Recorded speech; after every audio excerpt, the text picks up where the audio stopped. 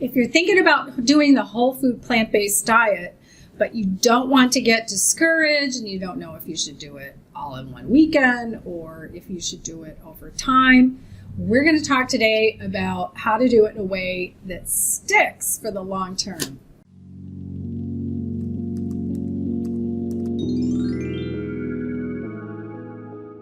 Hi, I'm GloryB, and this is GloryB-TV, a lifestyle channel for mature women who want to look fabulous, feel amazing, and age gracefully. And I'm here today with Dr. Stephen Lome, lifestyle cardiologist and founder of the plant-based nutrition movement, which I'll link in the description box below.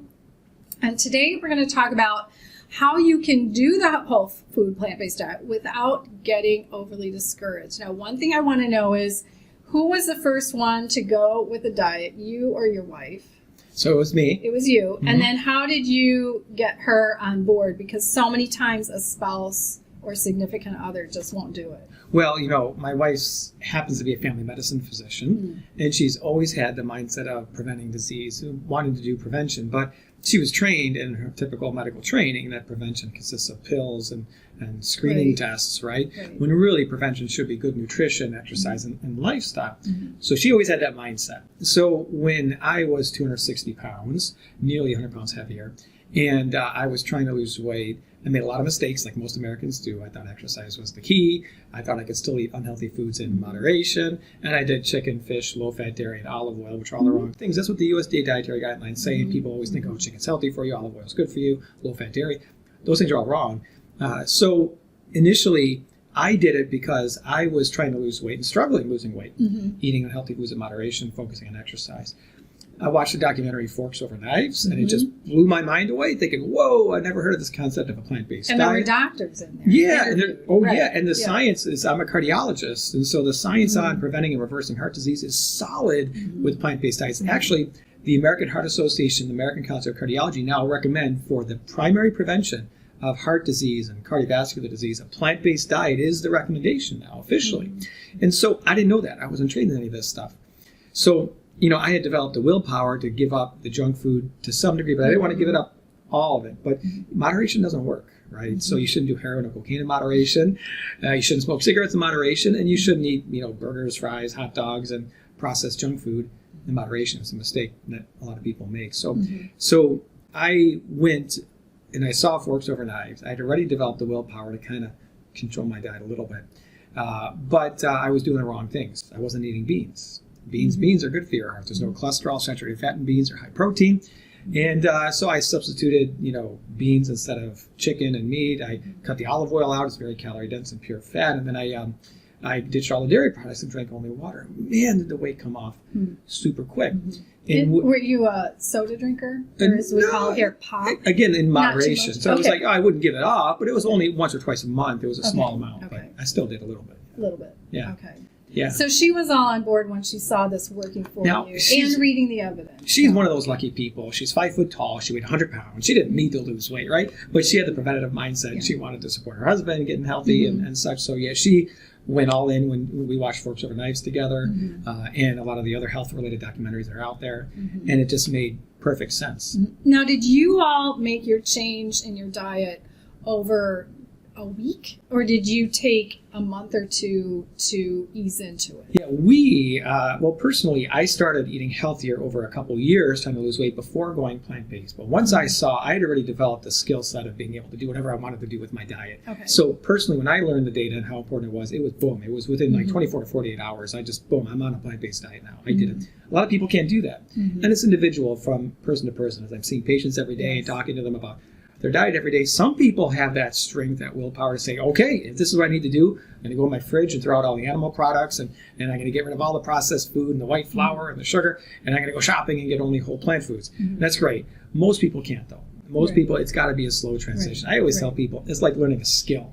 Just like, you know, learning how to play an instrument like a guitar. You can't just watch one documentary and be a good guitar player. It takes a lot of practice and work.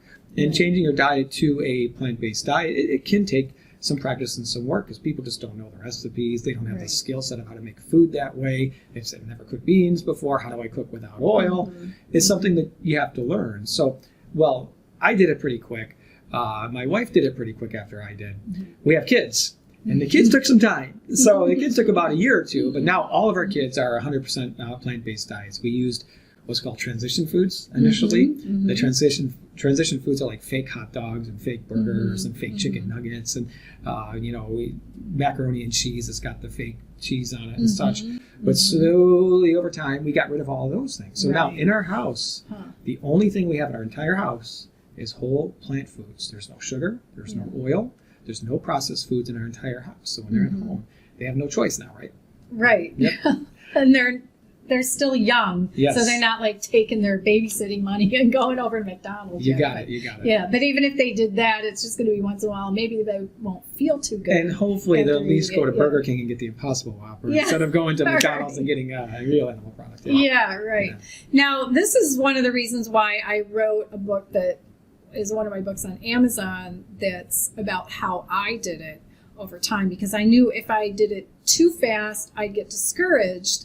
And what I figured out was we have habits. We have habits for when we go to the grocery store and what we buy. We have habits for how we cook and how we prepare food. And over time in our adult life, those habits become so ingrained that we can shop and cook and prepare really, really fast. But now if we want to change our diet, it's going to take some time to change those habits.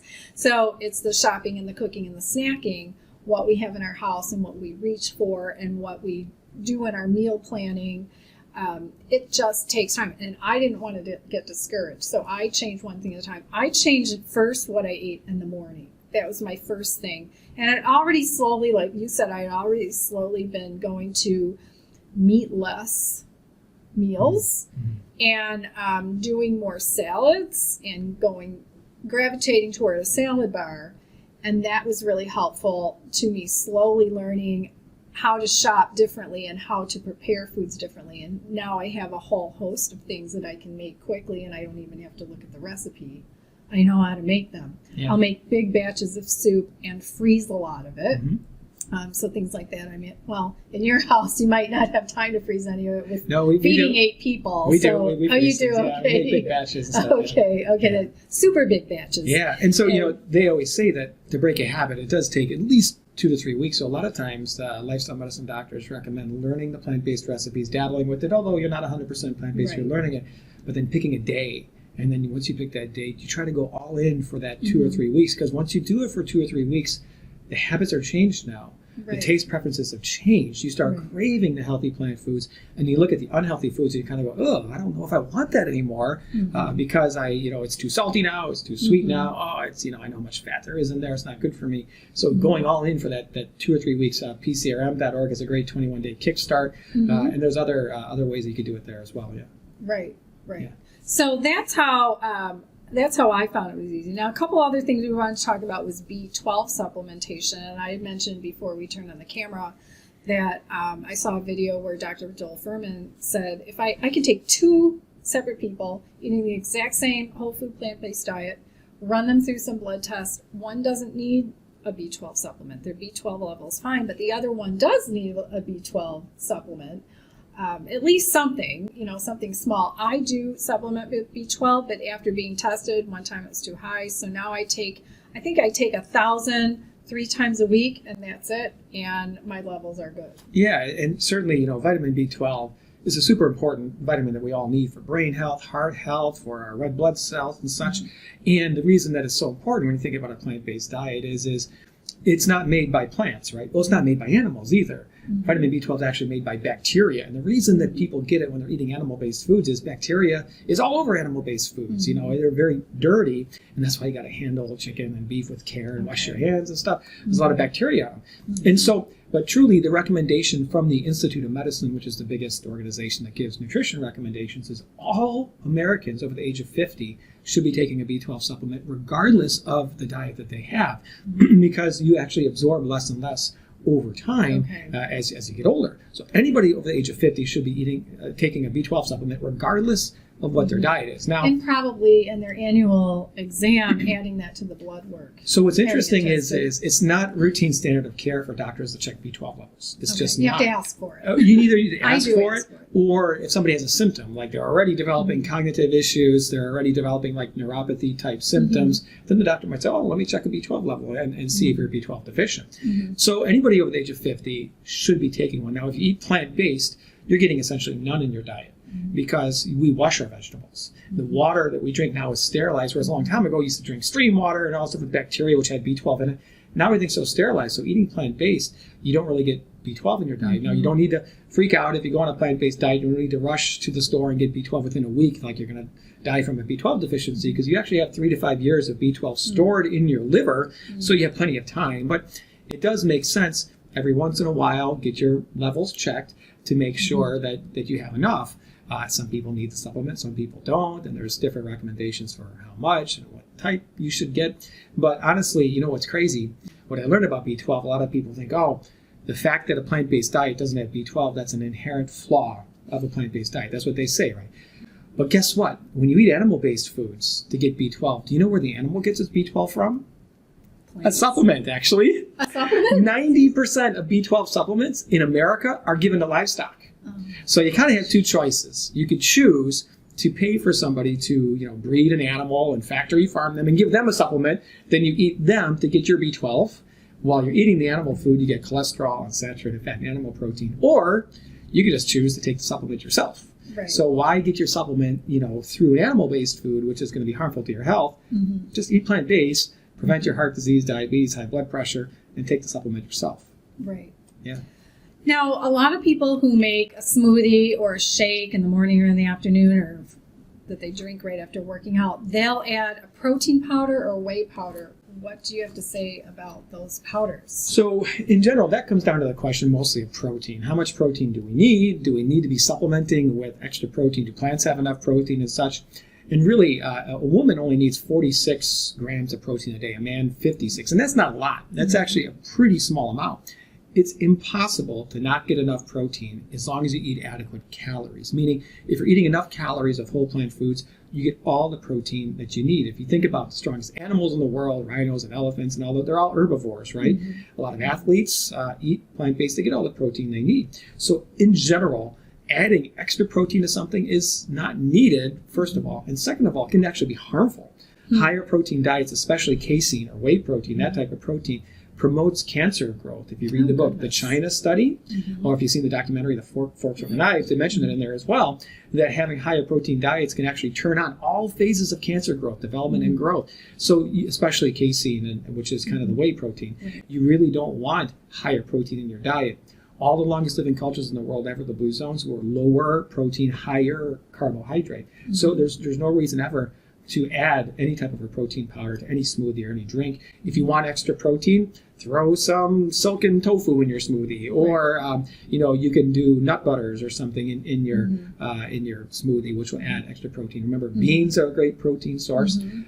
Beans good for your heart, right? So really, just focus on the whole plant foods. You get all the protein you need, and if you really need more evidence or more, to break that myth, book called Proteinaholic by Garth Davis, or you go to Chronometer.com. There's an app as well, and you can track all the food that you're eating and see how much protein you're actually getting. And that'll be you'll be like, wow, I couldn't believe that my oatmeal, I have whole rolled oats with some soy milk, and I put some walnuts on there.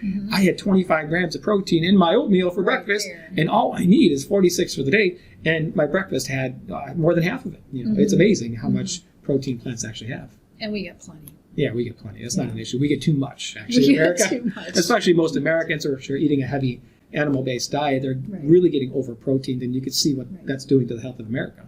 Right. Yeah. So this was the third of the videos with Dr. Lome. So check out one of the other videos by clicking its image on the right side of your screen, and I'll see you in the next video.